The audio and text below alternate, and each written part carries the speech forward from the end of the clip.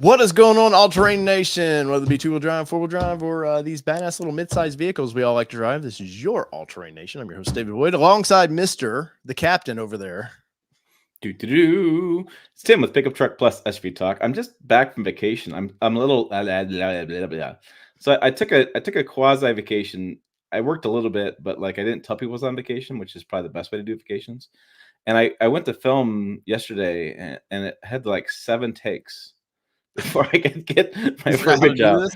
And I was like, how do I do this again? And I have a review of a Suburban I drove. I was in Michigan with my family, and even that I shot that, it was even weird. Like it just, I don't know. I'm struggling, man. I'm struggling to get back to it. But that means it was a good vacation. You got you out of your head a little bit, let you think about something else. Yeah. We did some fishing. Went to Port Huron, looked at Canada. So I don't know. It was good. It was good for the kids. I took my sons and my nephew, and they got to see my dad and my brother, and see some cousins they haven't seen in years. So it all worked out good. And then my wife went to Hawaii at the same time. Well, I guess you got to go earlier in the year, so it was payback, right? Yeah. Well, so she had a friend who wanted a little girl time, and my wife had needed a break. So we pooled our miles for United, pooled all the miles. You guys know I fly quite a bit. We had 205,000 air miles combined. I booked everything, and we had like 5 miles left. Yeah, and we even had to buy, I think, a couple miles. And so basically, her Hawaii and my Michigan trip cost us like $100 and some bought miles and fees. That's what in this economy. Jesus, yeah. Tim. Yeah, I did economy. I couldn't get the kids in economy plus either because my nephew, I couldn't put him on a reservation. I had to go. He was traveling with a minor. Had to go through the whole airport rigmarole to get him through security. It was a pain in the butt. So, yeah. Anyways, yeah. So I have 5 miles. I had 5. I'm gaining more. And then Honest Smith says, "Please send money to Tim. He only got 10 cents from Facebook." Yeah, I posted this thing on Facebook. I turned on all the monetization for Facebook. Apparently, there was off. Whatever. It said they were going to send me. They were going to mail me a check for $100, but because they didn't have things turned on, they quashed that and didn't send it to me. So I was like, "Oh, that's BS." So then they sent me an email today. Said I made 10 cents. I made $3 this past month. $3, yeah. So this is the huge money we're making on Facebook. It's so great to post over there. Oh yeah, man. That's for journalists. That's where you make all the money, right? Oh yeah. Loaded. So yeah, I'm just now getting back into it. As far as was back yesterday, we got back late Wednesday night, got back yesterday, and then today. So today, this is nice. We're doing a live stream today, and then I'm doing doing a truck news recap this afternoon, and then the weekend. So nice. I didn't know if we would get you on here today because of coming back from vacation. You might have been like, I need to stretch this out just another day. Yeah. No, I need to get back at it for sure. Because a lot of stuff's happening. So we have the Tacoma issues came up. The Frontier got updated. So this is how bad it was. Dave's like messaged me this Frontier image, and I'm like, oh cool, it's a spy photo. Like it didn't even dawn on me. Then the next day I go to a Nissan news press room, whatever. And I'm like, oh, the Frontier got updated. And then so Joe wrote the story up. And we didn't do a video. We didn't do it. So I'm like, well, I'll just do a truck news recap with that this afternoon. We'll talk about it. And we'll talk about it here in the live stream. I completely missed it. Completely. And honestly, I don't know. Anyways. So let's start with what's MTP? Midsize Truck Podcast. Okay. I don't know. I keep playing the name of these shows, man. One day I'll settle on something. So let's talk with the Tacoma issues, because that blew up while I was gone. I just watched Icon's video where they blew the shock. Yes, I saw that. If you guys don't know, Icon's the suspension company, which is the irony of a suspension company. They were like 20 miles in on a test strip, and all of a sudden you hear clunk, clunk, clunk, clunk, clunk, clunk. Yeah, well, so this is. We were talking on the forum about this, and I'm getting cynical in my older age. I'm not as old as Dave, though. I just learned that.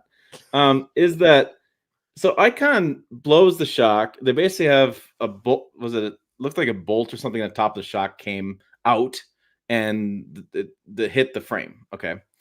So initially they said there's no bump stop, and there's some videos on YouTube right now saying Tacoma's got no bump stop. What the hell? Well, Icon shows the bump stop. It's literally in the video. They flip the shock tower around. There's a bump stop. And then Car Carry Nut did a TRD Pro Tacoma review, a really kind of harsh one. I was so surprised Ahmed did that. He was really didn't like the truck. Let's just say it that way. And he shows a bump stop. So this whole notion that Tacoma is being built up bump stops, I don't know where this came from. There's another video that I didn't even click on it. Thumbnail is all about not having bump stops.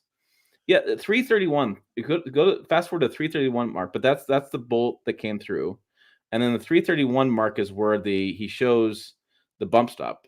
331. Yeah, somebody in the forum said about there it is right there in his hand. So there it is. So that is the bump stop that's been relocated inside the shock, which I don't think is a bad deal. I mean, you're going to hit that. That's generally we're going to hit it anyways. There may be some engineering reason for it, but my cynical part with this was, okay, so Icon goes out, breaks the shock, and then in the same video they try to sell you the part that makes it not happen. Yes, well, I mean that's what they do. I don't know.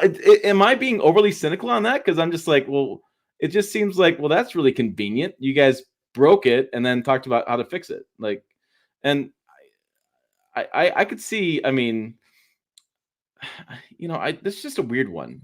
Yeah, I mean, I think it was just the luck of the draw. I don't know. I know some people over Icon. I don't think they're sleazy. I don't think they're. Yeah, I know. It's cynical me. But the irony of a suspension company trying to develop a suspension for this vehicle and then Toyota's brakes. But what's funny about, I'm pretty sure, I don't know this for a fact, but the suspension that they're putting under it with the dual reservoir, I'm pretty sure it's the same setup that the Bronco uses. So it's by Bilstein or whoever makes it. But it's the same. If you look at it, it looks like the same suspension anyways. And a lot of times they just retool the bottoms or the way they attach to the upper control or to the mount. So, I mean, I think this shock's been out for a while. I just think it was a luck. Yeah, I think this is I mean, how do you, to me, this is a weird one-off thing. I don't know. It seems odd that, because like to your point, they use Fox or they use Bilstein. I think that's Bilstein. Here, I'll bring it. Is it Bilstein? Yeah. It looks like the exact same. Yeah. As the Sasquatch package uses, and I know Ford, the way they mount it, it's even same down here, except Ford has a mount where it goes into the lower control arm, the way they like to mount it. But as far as the shock itself, looks like the exact same shock. Yeah, and so people are saying, well, Toyota sucks and Toyota this and Toyota that, and yeah, I mean, you can say that, but to me, this is a Bilstein issue. Yes. I mean, I mean, companies have them tuned per what they want. But as far as, it's not like Toyota's in there building these things by any means. Yeah. Now, Tyler points out the car care nut showed a really shaky hood video on the Pro.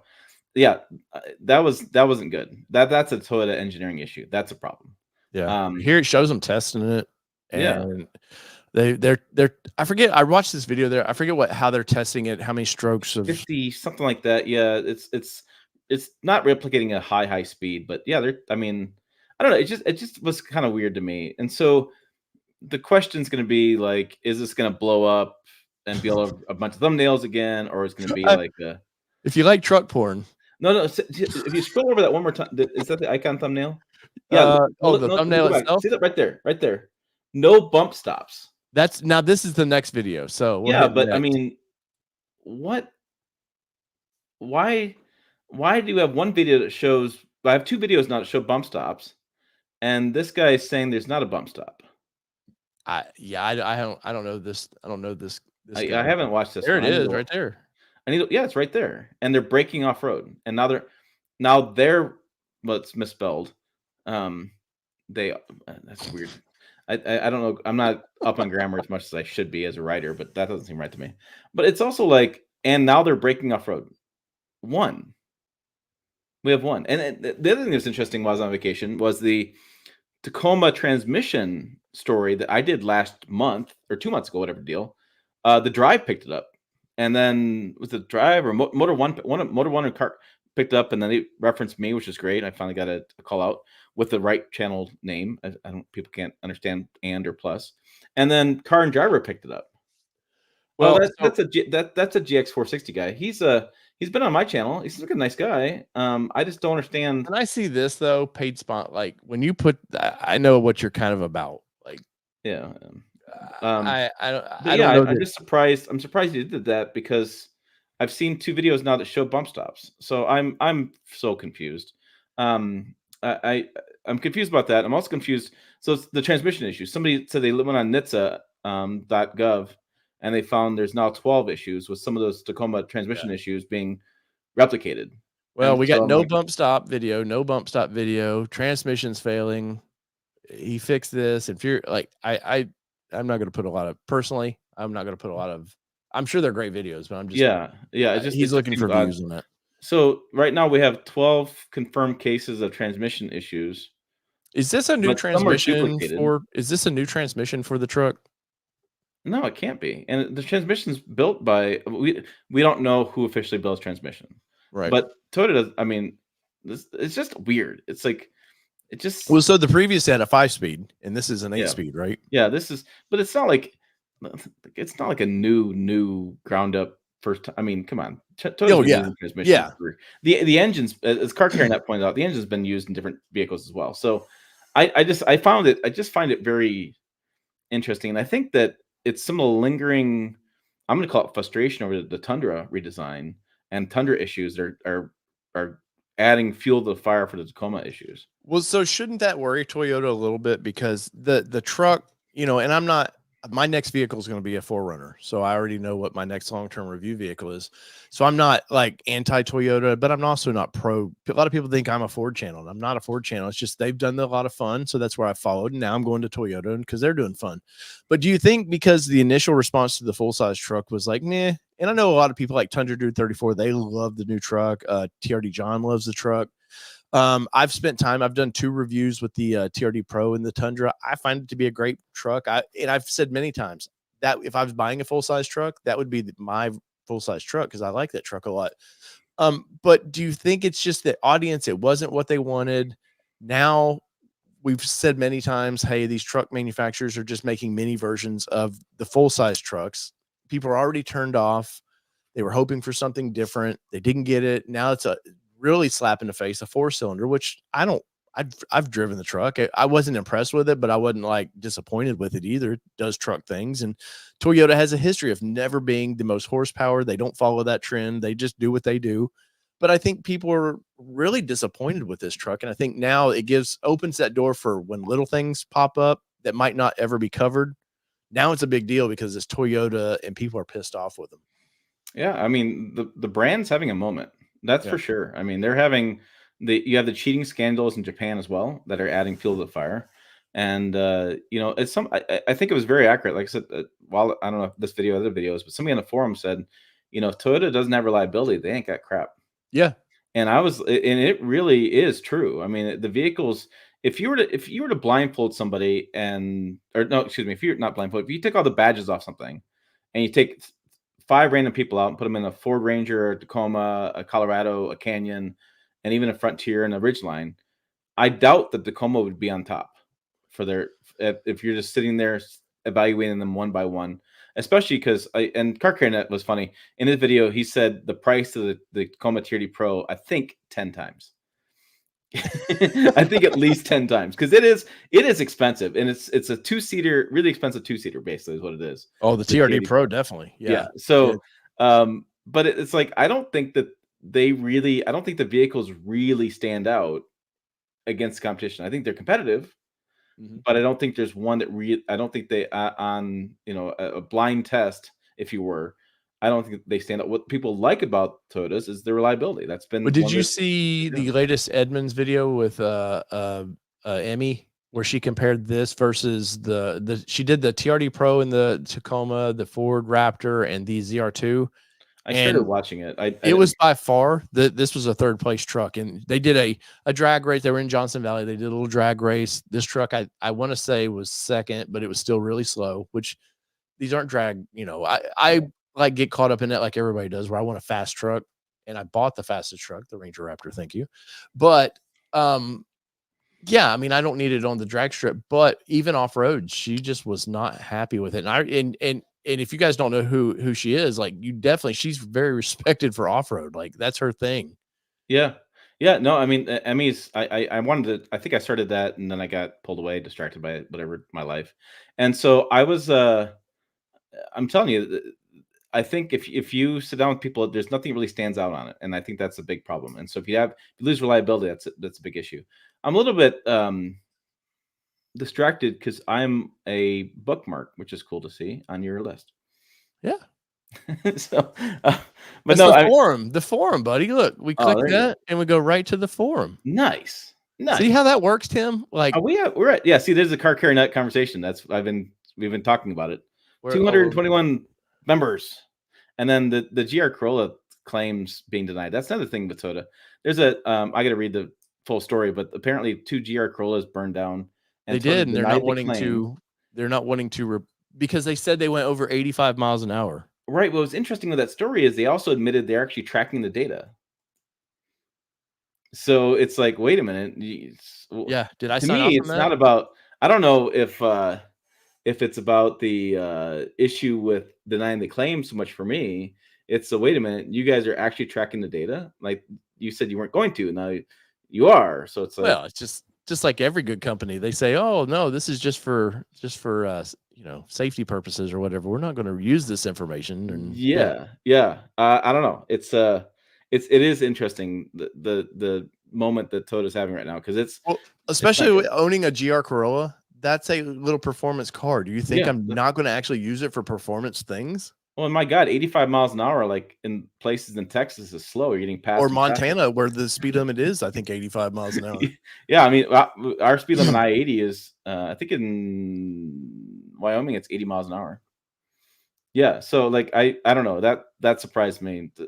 So there's definitely something going on with Toyota right now, and I think people like to pile on because Toyota had been the reliability king. To me, it's always like the Yankees, right? So once the Yankees lose a few games, oh my God, the Yankees are terrible, and it's just the echo chamber gets really loud, and it's surprising.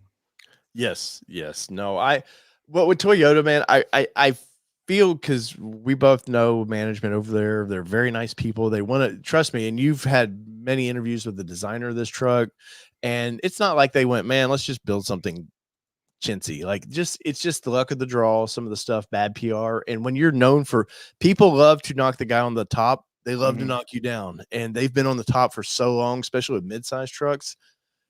Yeah, it's pretty easy to knock them down. Now, I will say there's things about this truck that I don't like. And I was pricing one out the other day. I was looking at the TRD Pro. I thought, maybe I'll flip the Raptor into the TRD Pro, since the 4Runner is going to probably not be here till next spring.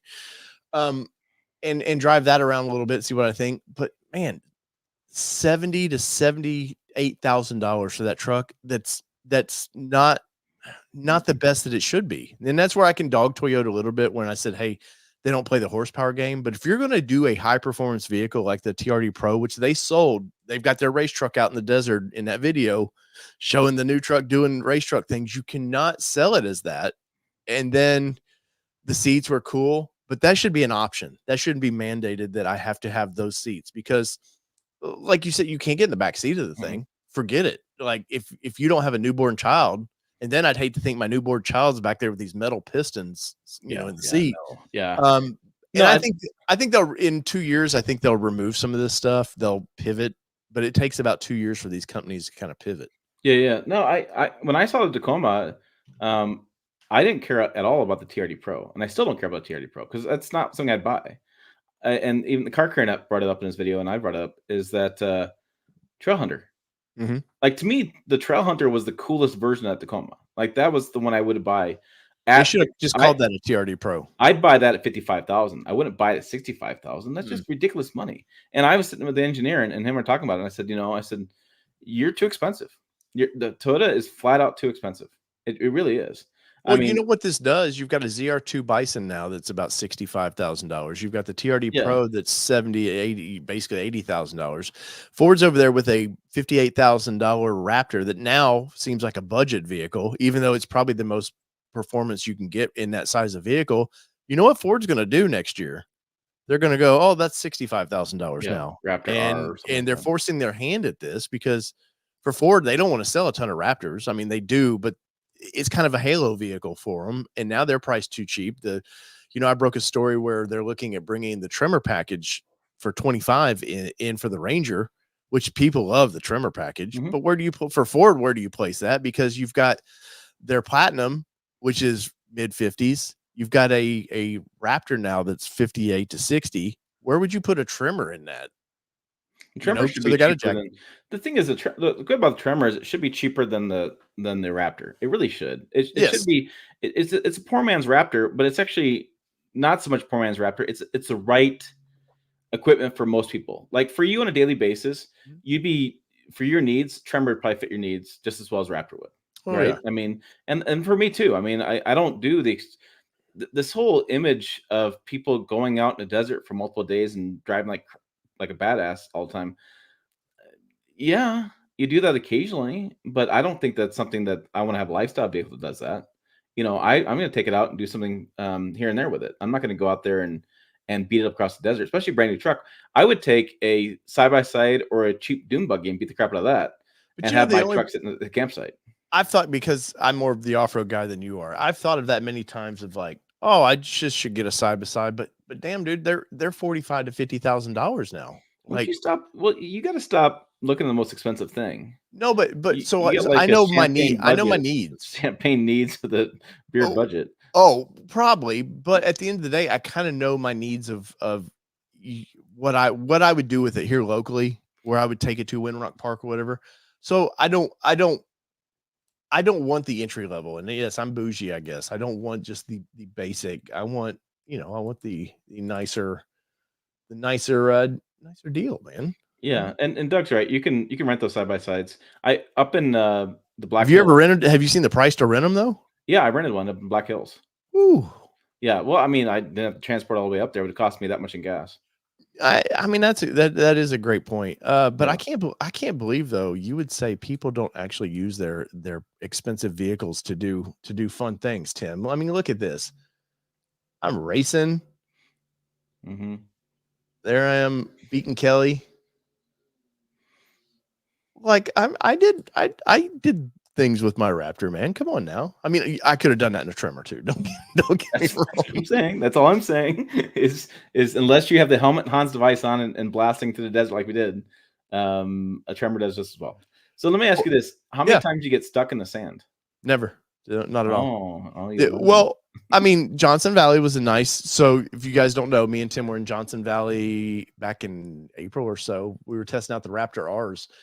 And I did. I didn't get stuck, but between me not understanding the sand, how to approach it, and the nanny features of the truck going, whoa, no more power for you. Yes, I had to back up and try it again. But no, I did. I'm sure you've been to Silver Lake before.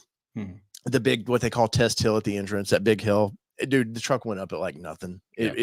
I was so impressed with the Raptor after hitting sand with it and knowing like this is, if you live near this stuff, this is the truck. Buy it. If you want the coolest truck, definitely buy it. Like you were just saying, most people, the rear lockers more than plenty. You don't need it, but for this terrain, I was very happy to finally get the vehicle out and do with it. And I kept it in Baja mode pretty much the whole time. Baja mode is so much fun. Yeah, Baja mode's the best. Yeah, no, I mean, if you're gonna do that stuff, I can see it. I just, like I said, most people just the Tremor's fine. Here we go, Dave. Underscore wants to know, what are the weaknesses or failure-prone areas of the Ranger Raptor? I know that's a common question people have. They're always like, what's wrong with it? What I have to fix? And it's like, well, there is a I don't know if I have a hold on just a second. I think I have a picture of this. There's one little at the front linkage. There is a plug for the thing that the Australians have figured out real quick. And I've got sorry, I'm trying to find the picture real quick to show you guys. There is a plug that can come undone and in aftermarket solve that problem by making a little shield that goes around it. I think I deleted the picture, but that's the one thing right now. Honestly, the truck's been pretty bulletproof right now. I know there was a few with sensor issues, but I don't think that engine's been around forever. So it's not like that's some brand new engine. The transmission's been around for Ford for a while now. Some people were complaining about shift points, but I think those people are the same people probably putting it in sport mode and not understanding sport mode is made to shift hard, get quickly. Other than that, right now it's been pretty bulletproof. There's a couple little quality things about it that I noticed early on. There's a piece of plastic under the mirror that hides a sensor that was just sort of dangling. Yeah, I remember that. Yeah. And I've read other people had the same problem, and some people haven't. I haven't even taken it to Ford about it because I've honestly kind of forgotten about it. But so far, the truck's been pretty bulletproof, and I think that's why maybe Ford has been developing these things and letting Australians and Indonesian markets sort of work the bugs out. So by the time it gets to America with their larger buying audiences, we don't have the problems that maybe like Toyota's having with this American developed, Tacoma, maybe. But so far, so good with the truck. I've put 5,000 miles on it since April, which may not sound like a lot, but it is for me. And they've all been smiley. I've been smiling, happy. Couldn't wait to go put more miles on it. Right. And it's interesting. I always tell you, I do my 5 good things, 5 bad things, and nobody cares with the good things. People just fast forward. Negativity sells, man. I know. What's wrong with it? What do I got to do? What's wrong with it? And it's like, why can't there? And there's a huge negative undertone in the entire world right now. I feel like, why can't it just be good? Yes. I don't know. Apparently it can't be. Yes, I want to bring this up real quick since they were asking about that, because this is soon as I hit the dunes. This was my reaction. I was very happy.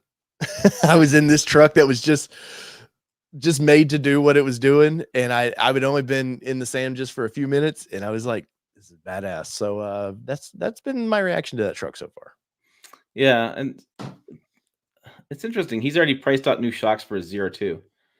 I don't know that I've ever priced out shocks. Have you priced out shocks?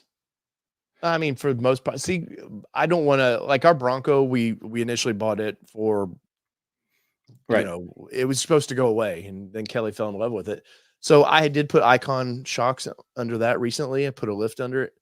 But no, most of these vehicles I buy for press vehicles now, I'm not looking to, I don't want to upgrade them. I don't want to, mess with them. I want them to, if it breaks, it's because Ford did something wrong, not because I added to it. But it'd be expensive. They coil your $3,000 easily.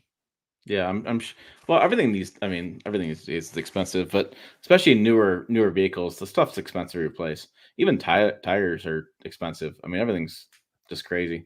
But I had that. Who's not expensive, Tim? Huh. Nissan. Yeah. So this is interesting. So you can finish your other story. I didn't mean to interrupt. Yeah, no. You're fine. I don't know. I mean, you've covered Nissan more exclusively than I have in the years past. What did you think of this? So this is the I guess if you haven't seen it, the Frontier has a new grille, basically new front end ish, and a big screen inside, and more availability for long bed. Yes. So per Nissan, and what's funny was I was going to Michigan and I drove right by one of their testers, and I saw it on Thursday, and I didn't get to drop the video till Sunday night because of traveling. I just didn't have, and I didn't think they were going to release the truck Monday. So I dropped a video and like, oh, here's a tester going around. I saw the big screen. The lady was talking to Paul at work. I could read the screen clearly. It was really nice. And in that video, Tim, I said, Nissan will refresh it like this. If it's injection molding, they will fix it. If it's sheet metal, they don't mess with it because stamping's expensive. Injection molding is expensive, but it's relatively easier to do in a truck. So I said they'll fix some things in the dash. They'll play with plastics, but past that, I mean, because if you look at like Xterra, the first gen Frontier is when the Xterra came out. If you look at, they had the square headlights for the first gen Frontier. Then the Xterra got those round lights, and then Frontier got to change just a little bit. It's because they were told you can't mess with stamping because they're kind of a cheap company, and I mean, it seems to be working well for them. They keep making profits recently, but I don't understand with this truck. I thought the last generation, or I guess the previously refresh of this truck, looked great. I like the grill of it. I didn't like Frontier stamped in the grill. I don't need redundancies of what I bought. I know what I bought. Same with the Titan when they did that. I didn't like it in that either. they've now put the old hard body style in there, which is goofy because it's not active. It's just a plastic hole that so somebody can put Raptor lights in. That's all that's about. It takes away the silver of that, just takes away from to me of the front end.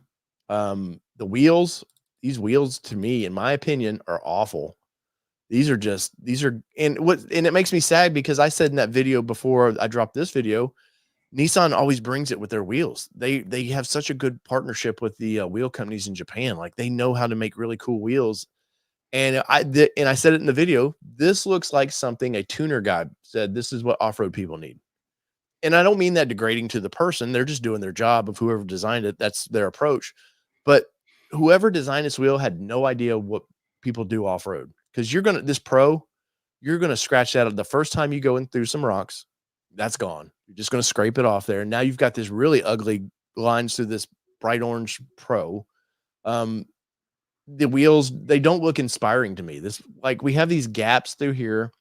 Suddenly you have this, there's no feng shui, there's no balance to this thing. It's I don't know. And then these Hankook tires, these whatever, I forget what they're put on there, something Pro. They don't look off-road at all. And this is the Pro 4X. This is the truck. They don't look knobby at all. And I dog Toyota for the Goodyears, the Wrangler ATs they put on there, but those tires, at least the outside looks aggressive. Yeah. These just, I don't know, something about it. And the interior of this truck, which I really like, except for one thing, and that's this goofy front. This looks like somebody went to AutoZone and bought the letters, because it don't even in the picture, it doesn't look straight. It looks, I was showing my dad this photo. We were looking at it, and that Frontier looks terrible there. Like, it just looks. You know where they got it from, though, right? Yes, Toyota. Yeah, Tacoma on this. And I don't like the Tacoma on the dash that they do. I've never liked. I don't like when Toyota does that. I've always hated it. So I would take some fishing line and just remove those lettering. Well, you hope there's no holes behind it. That's what. Yeah, I hope there's no holes. Yeah, because it just doesn't. It doesn't. I don't know. Maybe in person it doesn't. It won't look that big. You can take his comment down, by the way. You still have it up there. It may not look in person. It may not look that bad, but the photo of it, ew. And then the rest of the interior, like, I was looking at the knobs, because that's always Nissan's things, right? So they always use the same knobs and everything. And I think those knobs, volume knobs, are bigger. It looks like the knob size is maybe more. Let me download this real quick where I can we'll really critique this. I'm a Nissan, guys. I've been a Nissan fanboy. Tim knows for a long time, because Tim's the one that told me. I had some words with one of their PR people, and Tim goes, "Why are you just covering Nissan?" I was like, "Well, that's all I know." Like, yeah. But I've been a Nissan fanboy for a while. So these knobs for the AC, they've been using this stuff for 20 years. It's directly from the Titan. And yes, you can see a little clearer the Frontier there, with a nice clean photo. Oh wait, I'm sitting here talking and you guys can't even see. I apologize. Oh, so fake. I'm looking at the comments. Fake bead lock, not lock. Is Ranger Raptor relatively easy and cheap compared to throw 35s and small lift? Yes, you can put perch collars on them and put 35s under it. Yeah, I'd cringe. One guy says I'd cringe every time I got in the Frontier and had to see that. Yeah. Well, okay, so I'm going to give them some credit, because I think that the knobs are bigger, which that's always been my thing. It's like they use the same, like I said, same knobs for 30, 40 years. Mm-hmm. It's crazy. So that's better. Look at all that piano black. Oh, that's going to look terrible. Yes, this is yeah, I do like the integrated hazards and stuff. I think that was pretty nice. The vents, the way they go around it, looks great. I mean, I will praise them for this. They didn't put a big tablet sticking. Right? Up. Yeah. It looks like it's integrated. It looks like they thought through putting on there. Because I think between this and the way Ford does their infotainment, looks great for a truck. I don't need. I'm so tired of the trend of, like, let's stick it up higher and higher in your line of sight. Yeah, I hate that too. Before long, it's going to be through the window, and the people behind you can see what radio station you're listening to. I don't need that, man. This is plenty for me. But this screen size plenty fine. My biggest thing people have said in the videos, though, cameras. please tell me they upgraded the cameras, because Nissan's cameras are straight from the early 2000s. They're awful. They're bad. Yeah, I scroll down. Let's see the rest of that below that. So this is what I was talking about earlier. If I had the picture up, this is out of Titan. Yeah. This knob out of Titan. Yep. Everything about this. Happy to see they got USB-C and A. I would love to see them just go to C though. Unfortunately, with Apple, they should follow what Apple's doing now. They're gone just to C. Most popular phone. Just I do like how the heated steering wheel button is next to the heated seats. The Titan was always on the other side. It was just didn't make any sense. Yeah, so that makes sense. So you have your heated seats, heated steering wheel, parking sensors. Yeah, these rockers for these. They've used these. I've seen these in Altimas, everything from mid 2000s. Yeah. I'm surprised they didn't polish their knob. Oh, there you go. Critique them on that one. Look at all the fingerprints. Look at that. Come on, man. and I like the grab handles. I think those are just fun. I do too. Yeah, and that's a good trend for people that if you're doing outdoor truck things, it's nice to have a grab handle there. Yeah, it is. I don't know. I don't understand it for the driver. I think just symmetrically it makes sense to put it on both sides, but I do like that. Charging. Yeah, wireless charging. So yeah, and we'll see on the wireless charging. Right now there's a trend on wireless charging where they don't work. They slide around all the time. You make it. I had the Camry. I made a left-hand turn, whatever, and my phone went flying across in the wheel well for the footwell for the passenger side. So steering wheel, Nissan doesn't do a bad steering wheel, but once again, this is straight from the Titan. Yeah, so in Titan 2016. Yeah, yeah, and I've also kind of criticized them. This is the dumb thing, criticizing with the door latch. It's just a cheap. Well, it's because this is all from the same. It's from the truck they got rid of. It's all in the same position. Same, everything about this is exactly the same. Yeah, my understanding, the internals is the same internals. Yeah, and Doug's right. The problem with lettering on the Frontier is if you have to clean it. Oh yeah, it looks like they're raised lettering too. They are. Like I said, I pray that you could take those off. Yeah. But yeah, I don't like this trend. I'm over the trend of stamping in the back of the tailgates, and I don't want this trend to kick in. Yeah, everybody follows Toyota. But let me pull this down a minute. I'll bring up another picture of this interior, because I think I like the colors they've chosen. I think they've done a really good job. It's a stylish truck for the budget. Remember, Nissan, unfortunately, they're a one focus at a time company. So this was the Springs focus. So they won't pay it any more attention for a while. So I'm surprised though how fast they did refresh it.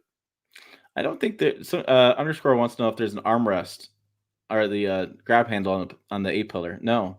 There's no. Not on driver's side. No. I like the seats. Nissan's had pretty good comfortable seats for years too, and they do a good job of seats. And they're looks like, I wish they were cooled seats though. Are they not?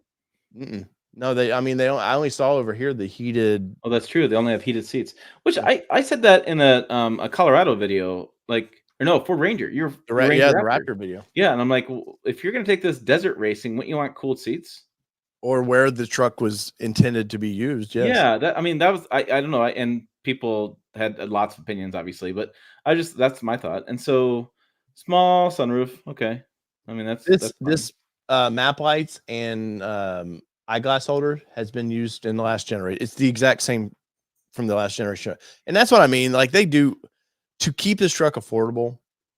People have to get used to it, and we critique these things because we're in all the newest and latest and greatest. But for Nissan to try to keep this truck affordable, that's definitely why you see some of these things like it. But no, the seats look great to me. I love all the stitching.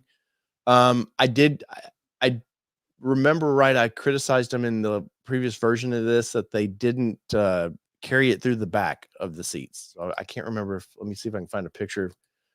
I believe in the previous generation Pro 4X that you didn't get, they don't have any pictures of the back seats, but they didn't carry the theme to the back. So you had stitching in the front and the backs were just plain seats. Yeah, I agree. I don't like the overall front end look. I'm not so sold on that. I like some of the interior stuff they did, and they gave it a lettering. I think it'd be set. And it's interesting that they expanded the variety of trucks you can get with a 6-foot bed. You know why I think really that is? I don't think that was because they wanted to. Why I say that. Why I think they did that is because Xterra is rumored to come back. And Xterra is going to take the longer it's the same frame. It's just it was on the long bed truck frame is what they did. And I have a feeling that's the only reason why that's an option. I could be wrong. It's just speculation. But I have a feeling because they have something coming that they need a longer frame. It could be. Definitely could be. Overall, though, I mean, the cool thing about Nissan is it's an honest to God truck. It doesn't pretend to, it doesn't do flashy things. There's no crawl control features. There's no, yeah, it's got the features you would probably most people would use, and Nissan actually, people don't always know this, but the Frontier is neck and neck with the Tacoma in reliability. Yes. Of course, I think part of that is when you built the truck for 15 years at a time. Yeah. Like you said, you're surprised how fast they updated it because last generation, I mean, it had been out for a while. From 2005 to 21. Yeah, that's a long time. Yeah, but also, I mean, it's a good looking truck. I would ditch the wheels real quick. I like this color. It's a popping color with all the black accents. Looks great.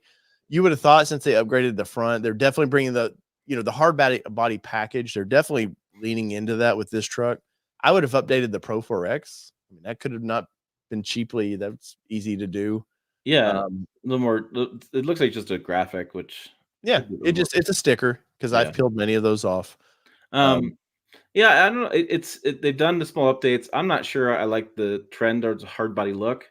I'd love to see them come out with a true hard body. Could be with the Maverick, personally. But yes, yeah, I seen your comment today about that. Yeah, it's like I'd love to see that, but I don't know.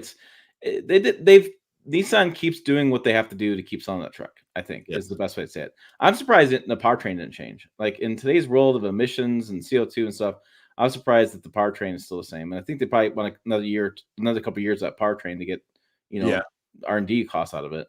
Well, they definitely. I mean, and Nissan is the company you want to use turbos. They know turbos. I mean, all your tuner cars from the '90s, all turbo. They know that. Last thing I want to beat this thing up a little bit though is I'm not big on this plastic tailgate. They're bringing this in from that hard body look. Less is more sometimes. I like how it did kind of encompass the badge a little bit, but definitely there's hard body vibes to this truck. Yeah, I don't like the two colors on the bumper. I think I would like black all the way across. I think because then you're looking at it more. You're like, oh, what if one scratches, the other doesn't? I don't know. You're looking at it closer. I do like the stamped Frontier in the back. I like that it's not colored in. Although I did see in Michigan, some guy had a Silverado. It was blue, and he went and got some silver, like a really nice silver color Silverado lettering. And he filled in his lettering, and that actually looked pretty good. That actually popped pretty well. They make kit like you can buy them from the factories where they do the lettering. Yeah. This guy had done it, and I do like that. But I like you have some choices there too. But to me, it just needs a wrap. Like the entire truck to me needs a wrap. It just needs a cool wrap that just wrap the whole thing. Yeah.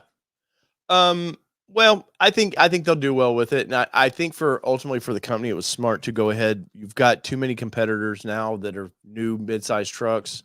Clearly, Toyota's always the dog. They're the top dog, whether they have problems right now or not. They're still leading the pack.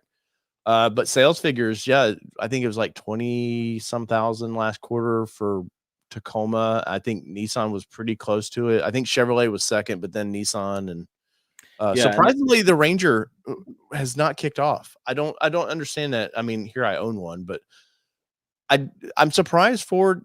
They haven't. We're into quarter 3 now. 2. They've got enough sales figures out there now, but Ford just doesn't seem to really advertise the Ranger. You think it's because Maverick does so well? No, I think I think Ford wants the F-150. They still want to focus on commercial. So looking at what's interesting as Ford was I was reading the earnings guidance or their earnings reports, whatever. And these numbers are staggering. I'm just going to round off the numbers, but basically they made $1 billion on consumer. They made like $3 billion on commercial. They lost $1 billion on EVs. That's basically what they did. And so only $1 billion. If you take the consumer and EV and kind of cross stitch out, they really only had the commercial was the way they did business. So that's where you see them put all their focus in Ford Pro, which is a commercial business, because they sell so many commercial vehicles. So I don't think they have the marketing budget for Ranger because they don't care about Ranger. They care about commercial. And that's where like we own work and made Ford built proud or whatever that they're saying these days.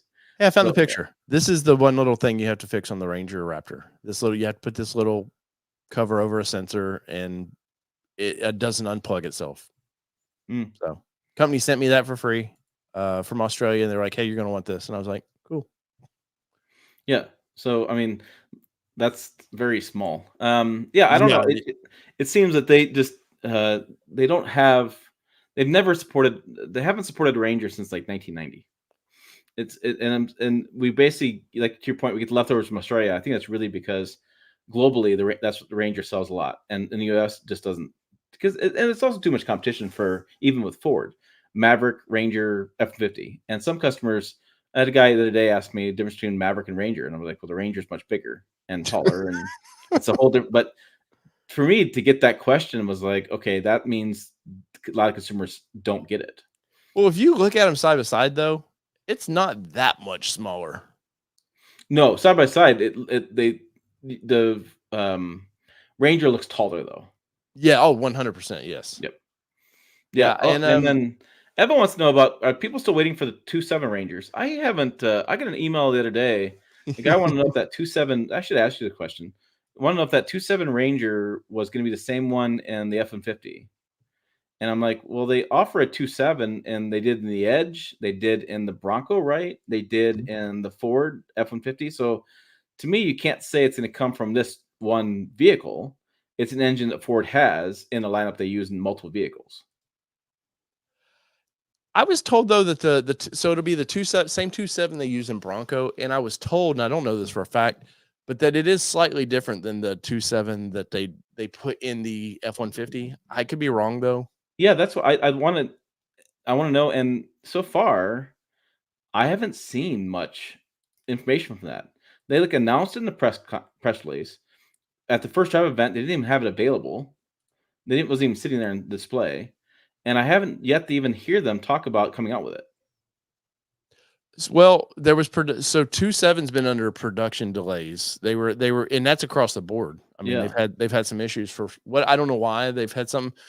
I think that I think they've changed plans is what I think they've done, and this is once again just kind of understanding the company. I think they want to go power boost, and I think they want to use the 2.3, do a power boost version of that 2.3 that gives you the 2.7 kind of numbers. And I think you'll see it because they've announced it, but I don't think it'll be for long. And I have a feeling, even with the Bronco, I think 2.7 goes away, and I think they'll leave the 3.0 for the Raptor, and we'll do a 2, much like Jeep. You do the little 4-cylinder, and you can do the 4xe version, whatever Ford would call that, and that's all you get. Because I mean, I don't care what president's coming up, you still got emissions to deal with, no matter what. Yeah, and globally, I mean, a lot of times the decisions are made globally too. I mean, you can't build like one engine for the United States only. That's really difficult. And the 2.3 is good for the Ranger. It's a good engine. Yeah, when I drove the 2.3, I thought, hey, this is great. I didn't have any. It wasn't a wow powertrain, but I was like, it's fine. And I love what Ford's doing, the power boost. I mean, the power on board. I've waxed poetically about that thing for a long time, and I've had a lot of people in the comments come back and they said, yeah, I bought one based on Tim's feedback on this. I freaking love it. And that's what my issue was with Tacoma, and the Tundra is still, why do they have such a crappy power on board? They don't have anything, and they even have a hybrid. Like, if I have to go hybrid, give me something more beneficial than just more horsepower and torque. Because I don't care about that. Yeah.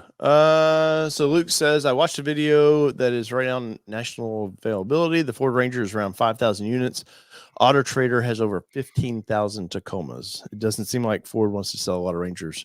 I know they crank them out. I know people at the plant.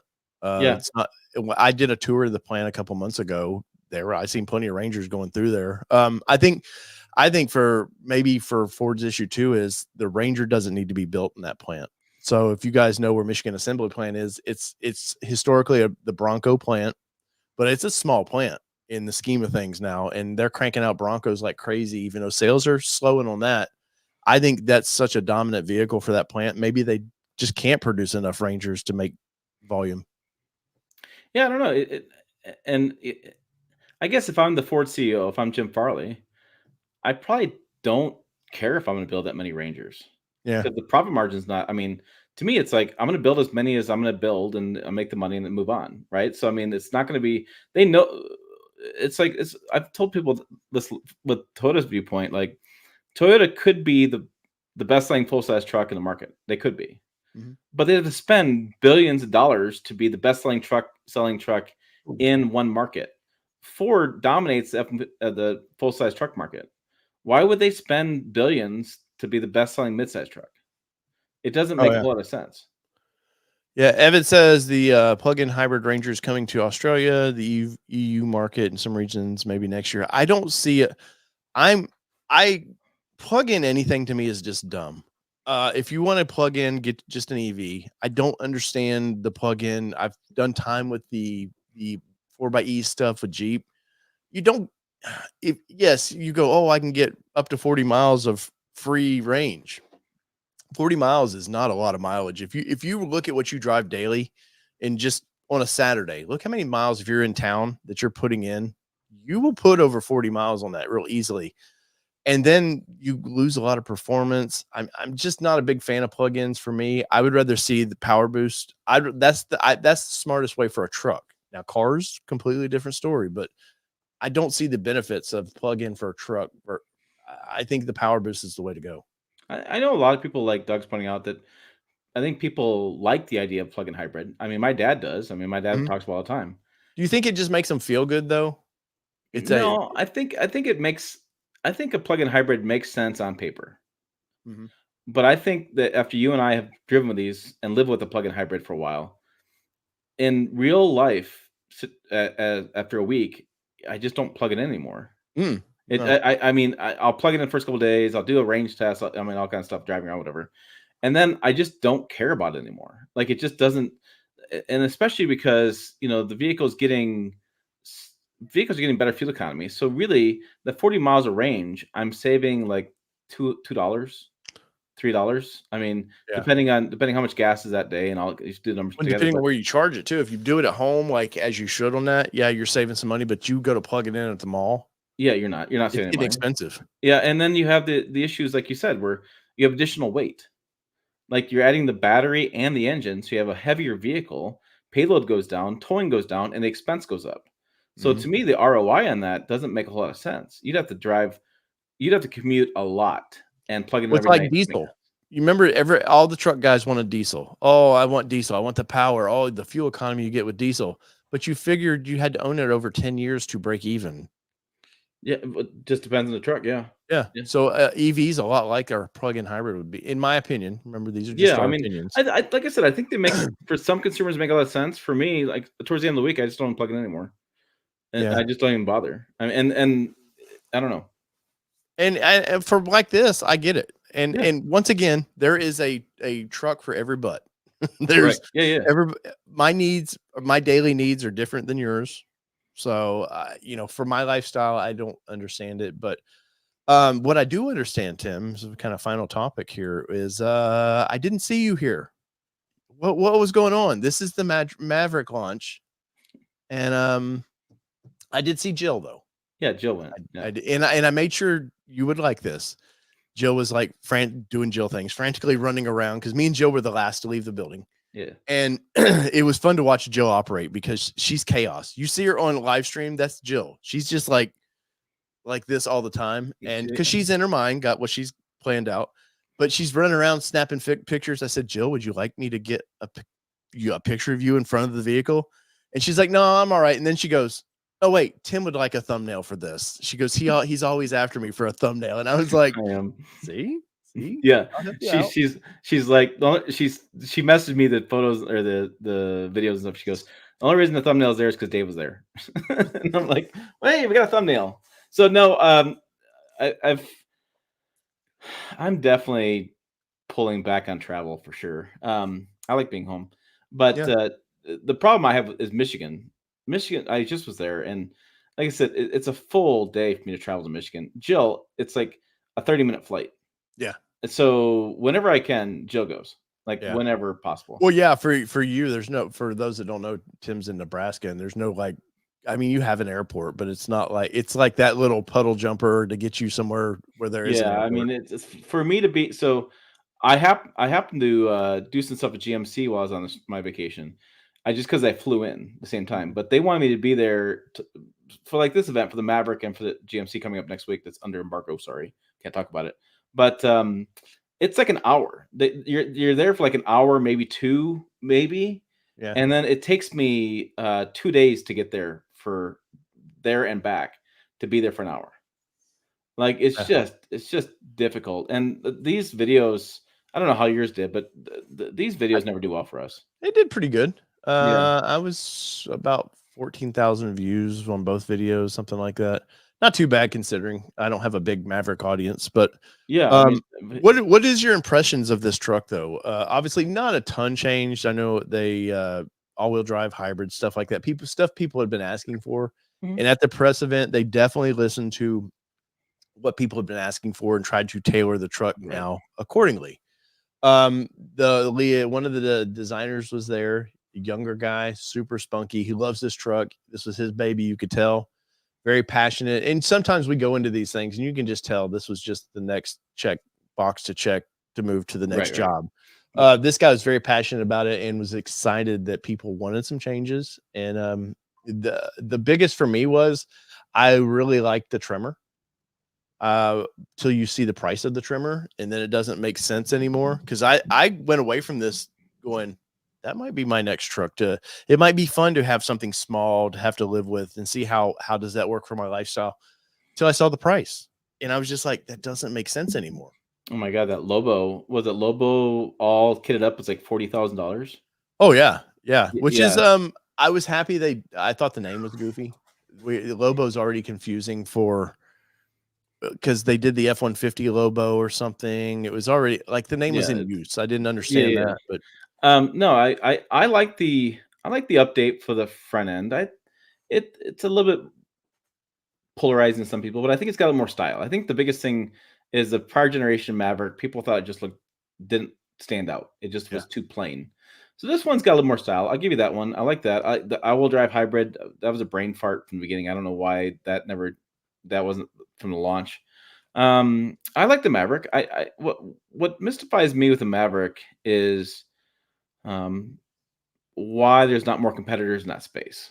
I don't know. I talked to Ford about that. I've done the sales numbers for a while. And I think the Mavericks were like 26,000 a quarter or something like that. I mean, really solid numbers. Definitely old car volume numbers. Yeah, I mean, so this is Ford's car basically. This is better than the Fiesta or whatever they had before. So I'm like, I don't understand why there's not more competitors in the space pushing Ford to do more, because competition is always good. But I thought the Maverick, they did a really good job on it. I think that the launch was great for this. I think Ford was really surprised at the sales volume. I remember the story from Jim Farley talking about how there are people, the in headquarters, Ford's headquarters was split. Half people didn't want the Maverick at all. Really? People really wanted it. And like, can you imagine if you're sitting there going, I think this is dumb, nobody's gonna buy it, and all of a sudden the sales numbers are like, like. I remember talking to you before the launch of this vehicle when we were looking at some stuff, and I was like, I don't get it. I just don't get it, because I was new Ranger was coming, so that was my approach of like, why would you have two similar vehicles? But no, I mean, I think after knowing this vehicle a little bit, I look to people like my dad, who's 80s, shouldn't probably be driving anymore, but he loves a small pickup. And if this had come out maybe 10 years ago, where he could bought one in the secondary market, I think he would have been all over this. My dad's a GM guy, but he loves this little truck. It's perfect for his lifestyle. He can do truck. He doesn't. So my dad, like he loves the Raptor. I let him drive it the other day. He was all excited, but he's like, this is too big. I need something that just feels a little bit smaller. And at the time when my mother was alive, this would have been great because she still could have got in and out of the vehicle. Right. And it would have worked for that. Now my dad he wants a spot for his little dog, so the dog can get get in a seat if he has his own seat.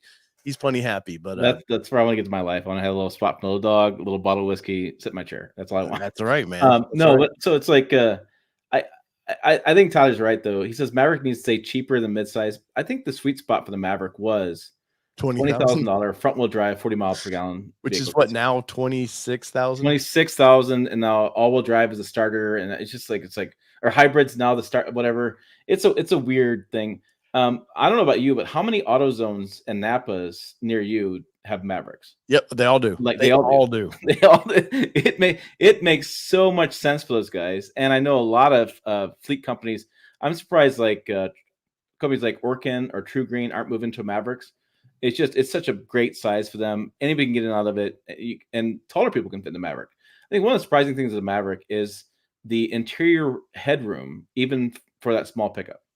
It is impressive that people I've had people 6'6" get in there, and they said they're fine. Now, I think if you get 4 guys, they're all 6'6", and put them in different vehicles, you get 4 different opinions. I have learned this. I've learned that tall guys have lots of opinions and how much room they want around their head. Like some people will put their head against the top of the roof and like, oh, I got plenty of room. And I don't know. My biggest takeaway from that truck though is the interior colors. They're awful. I love the new sand colors that they have for the doors and stuff, but they have this ugly navy blue for the center console that doesn't go with anything. And I looked at the trimmer. They had this beautiful sand color trimmer. Looks very truck-like, the interior of it. I love the new digital readout, nice screens, the bigger screen, class leading according to Ford for the new infotainment center.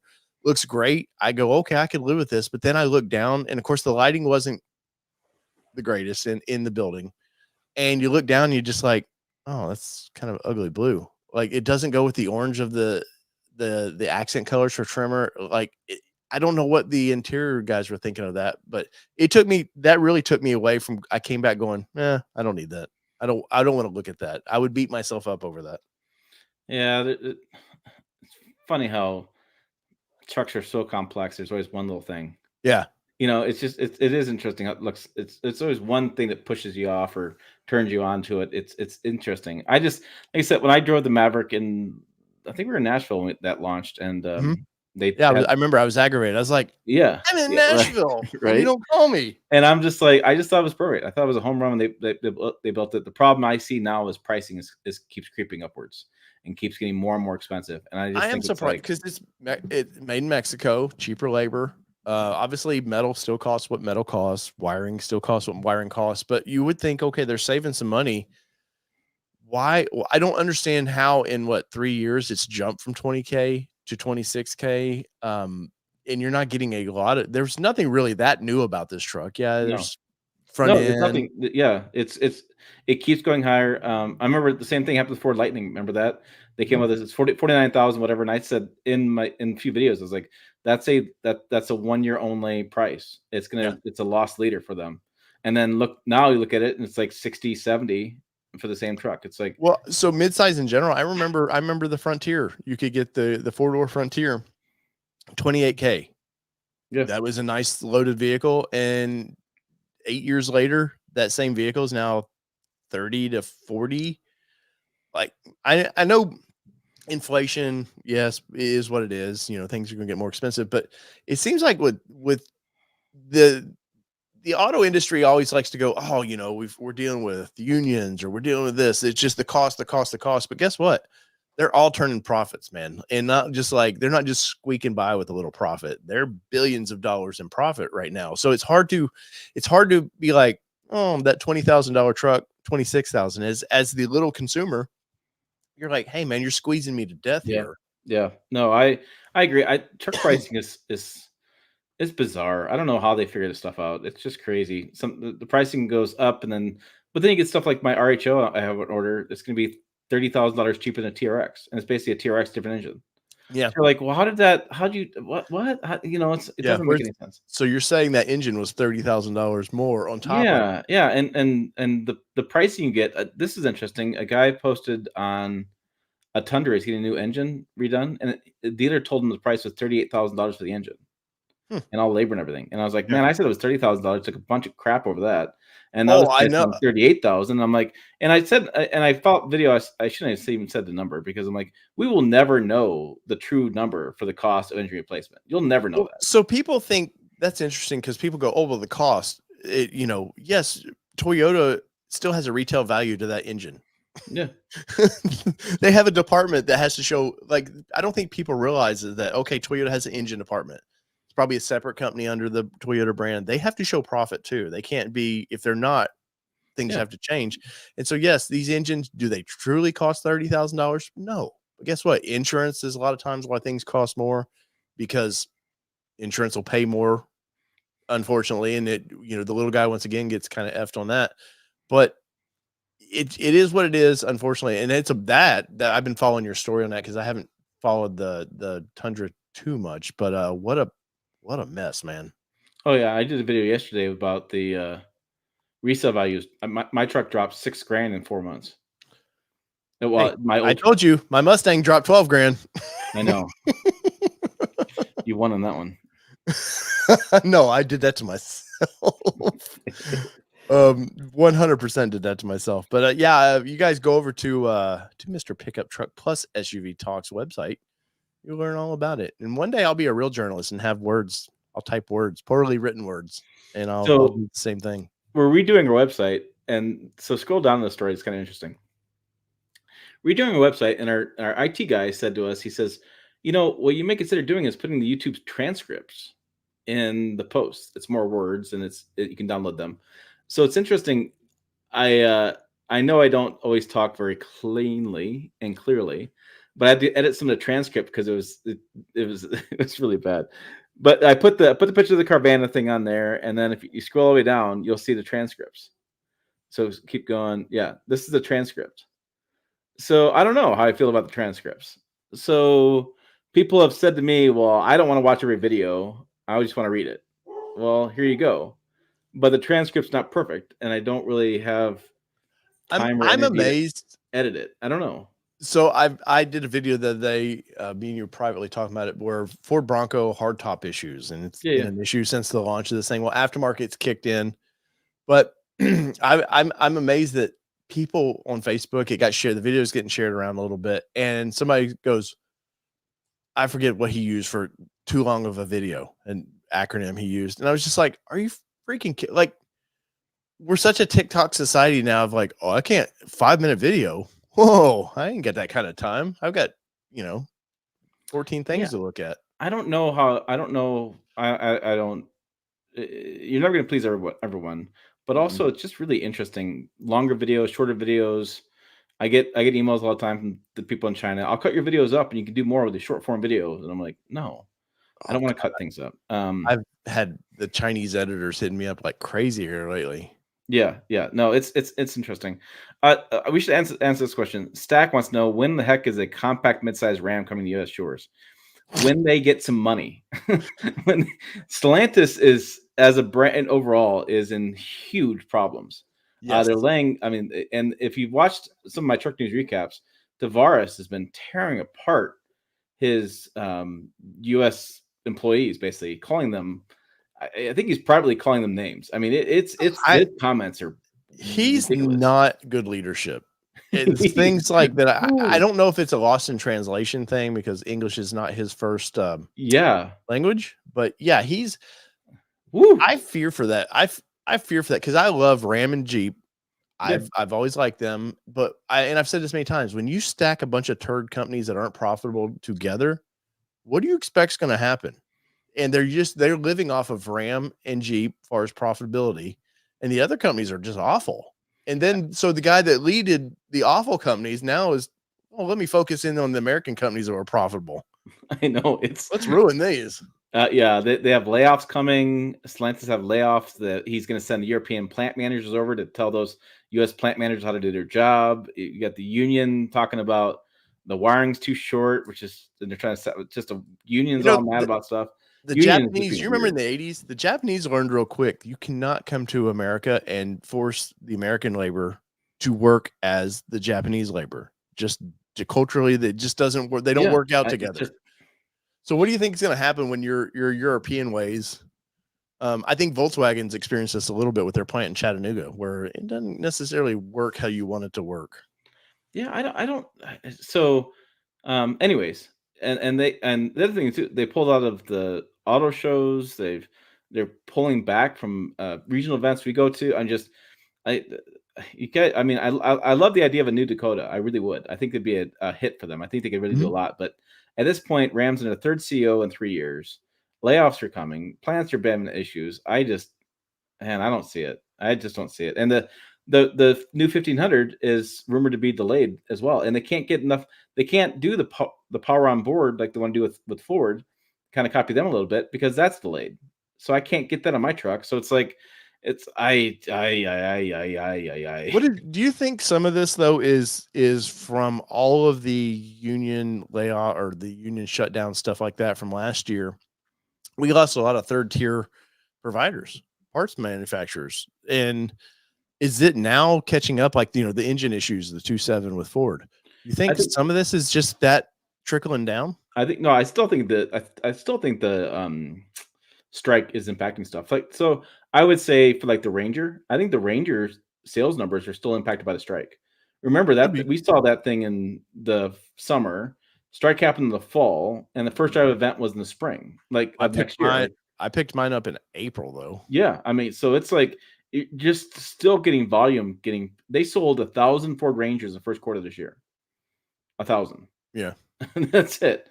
GM has had issues with the Colorado Canyon. They pushed those back as far as refreshes, as far as when they came out this last year. So I still think there's some strike stuff hanging around. I still think there's some, especially supplier chain. The supply chain takes forever to get caught back up, and who knows if it ever will. I mean, it's just hopefully it comes back. But yeah, I think there's still some lingering effects of the strike, and I covered the strike quite a bit, and because it was a big issue, and I'm still surprised that my counterparts, and not so much you, because you were doing a variety of things, but like I'm surprised that some of the bigger outlets and things didn't cover the strike as much. Are you saying I'm not a big outlet, Tim? Come on, man. I'm saying you have your. It doesn't. I have my own niche. It doesn't fit. Yeah, it doesn't fit your channel. But I'm surprised more people didn't do, because to me that was a huge deal. It really was a big deal, and I'm surprised that it didn't get more coverage. I think we're still paying the price for some of that strike. Yes. Well, what do we got coming up with you, Tim? What's coming up this week? Anything good? I have a really cool video. I'm getting back from vacation, getting things caught up.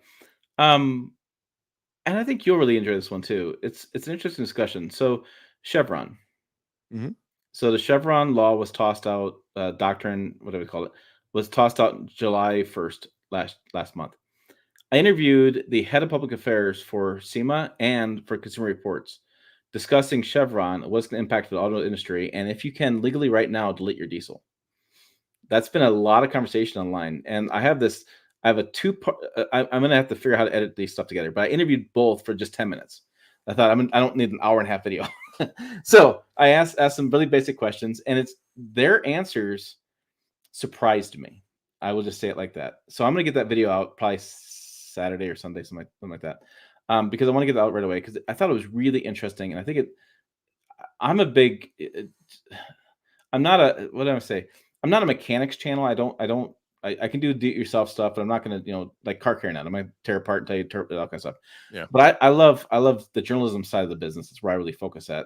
And I love reading some of the government stuff, and I read the cafe rules all the time.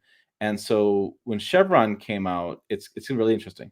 You have to watch the video, Dave. No, we explain what Chevron is. We explain the impact of it.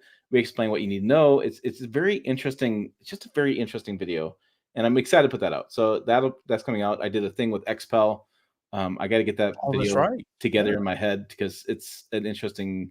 We put on some PPF stuff, and so it's interesting. That's an interesting video. I had the Suburban video shot and done. I see to put a thumbnail on it, and I have a Mazda CX-50 shot and done. Just need to thumbnail on it. So I think those. I really like the idea of the XPEL video. I like the idea of the Chevron video. I have I have the CX-50 coming in a couple weeks. Yeah, It's interesting. Kind of overlooked brand sometimes for some reason. Yeah. So Doug says, I'm very interested in that video, Tim. I was personally impacted by BS regs when I was still working. Yeah, it's interesting how they categorized it, whether it was a big deal or not big deal, and whether the impact was going to be. It was very eye-opening video, and I'll probably do a short little intro, and then I think I'm going to try to merge the two interviews together and kind of go back and forth with those best I can. But it's going to take me some time to edit, which is why I didn't get it done on vacation. But I think that's a really interesting topic, and I love those topics. I love covering those topics on my channel because I think if I were to, toot my own horn, toot my own horn, I think I cover those topics better than anybody else does, as far as letting the experts talk. I think a lot of times I'll watch interviews, and the interviewer is talking so much, it's like you don't hear from the expert, and I basically ask questions and then I shut up. Well, I hate. There's nothing like, the news. They have their little debates, their little 4-minute debates, and they ask a question, and then you never get to hear the answer. Yeah, I don't care if it's long form. I just want to hear it. Yeah, so I feel like I do those interviews really well, and it took me a good week to get information together. And I actually was writing the story up on it, and I had it all written up in my head. But I was like, you know what? I was going to grab some quotes and things. I thought, no, I'm going to get some experts. I'm going to interview. So I reached out and got people responded back. We had interviews. So I think it's an exciting video. I really am curious about how I'm going to word it, because it's a topic that I think people care about. But if you don't know what Chevron is, you just don't know. You're going to be lost in that video. So I got to make sure we do the intro. We'll discuss what it is, and then how it's going to impact stuff. But I really got the idea. I was covering the Supreme Court ruling. I get up emails all the time. I have an email set up for that, and I was reading some of the rulings on that, because I didn't know what Chevron was before this all became news.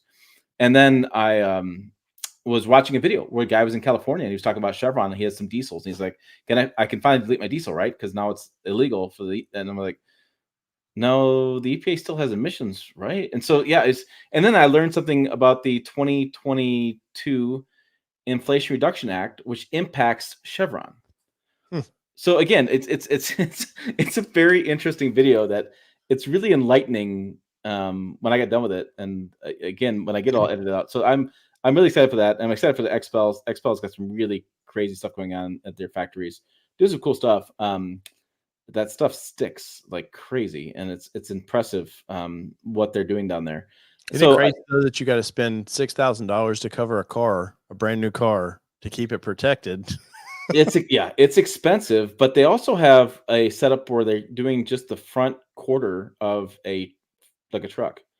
So you could just do the front fenders and like the hood, and you don't do the whole entire truck, just the areas where it's going to get the rock chips the most. And I could see it. Because then they said, well, the reality is you're putting this on, but your trade-in value is actually going to be higher when you trade it in, because now it's in excellent condition. So it's interesting, and they're a company that wants to grow, aftermarket company, and they're going to see we're going to see some changes happening. Right. Yeah. So Doug's talking about the Chevron more. There's some conversation in that video about some lawsuits are coming out over that, on whether the EPA has the right to even talk about fuel economy. And there's again, I'm excited for that one. Clearly, I'm excited. And clearly, Doug is. Yeah, I'm telling you, I love that about the channel. It's going to be a really interesting video that's not going to get 1 million views, but I think it has a lot of value. I think people like Doug are going to get a lot of value from that video, and it's not going to be like this. I was talking to some cousins recently, and they said, "What's your highest view video?" And I think mine's like 600,000, something like that. I don't have 1 million view video. I just don't. Yeah. But I'm okay with that, because I love the content I produce, and I love people like Doug talking about it, because I think those people really get really great value from that kind of video. Hey, I don't have 100,000 view videos, so I don't want to hear it. Oh, yeah. 87,000 is as close as I can get for some reason. I know, it's like the videos go and they stop, and I don't know, or they get like one takes off. Like the Ford Ranger video was like my best viewed video for years, and I've done the same video like with a Colorado and with this, that, and other, doesn't get crap. I'm like, I don't understand it. No, but I'm happy where my channel's growing though, because I'm seeing more of I'm 60, 70,000 view videos. So it's like, as long as I keep seeing growth like that, I'm happy. And speaking of growth, you guys would smash the like button for me on my channel. I would greatly appreciate that. You'd make a little young 50-year-old, well, almost 50-year-old happy. And I'm the young one. And look, he's got the gray in his beard. I'm the younger looking one, and I'm the older one. So make me happy and smash the like button for me. The like button, especially, you would believe it or not, would not believe what that does for a channel. So just if you like it, even if you don't like it, when you hit the frowny button, it still helps the channel. So engagement. Yes.